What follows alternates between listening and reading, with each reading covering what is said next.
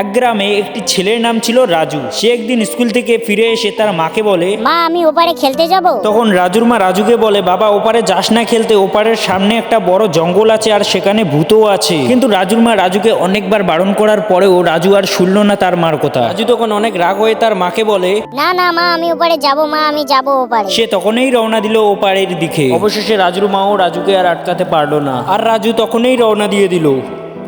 রাজু খেলা শেষ করে যখন বাড়ি ফিরছিল তখন সন্ধ্যা অনেকটা গড়িয়ে গিয়েছিল, আর রাজু ভয়ে ভয়ে বাড়ি আসতে লাগলো।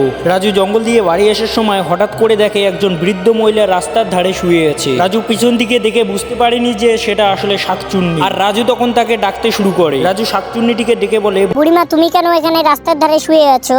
তখন শাকচুন্নি হঠাৎ করে জেগে উঠে বলে, তো ছাড়া তুই আমার ঘুম ভাঙিয়ে দিয়েছিস, আজ তোকে আমি খেয়ে ফেলবো, তোর ঘাড় মটকে আমি আজ রক্ত পিষে খাবো। তখন শাকচুন্নি রাজুর দিকে আসতে থাকে, আর রাজু তার ভয়ঙ্কর রূপ দেখে কেঁদে কেঁদে মাটিতে অজ্ঞান হয়ে পড়ে যায়। আর এদিকে শাকচুন্নিও হঠাৎ করে মাটিতে বসে রাজুর দিকে চেয়ে দেখতে থাকে। এরপরে রাজুর সাথে কি হতে চলেছে তা দেখার জন্য তোমরা এই চ্যানেলটাকে সাবস্ক্রাইব করে রাখো আর ভিডিওটাকে লাইক করে দিও।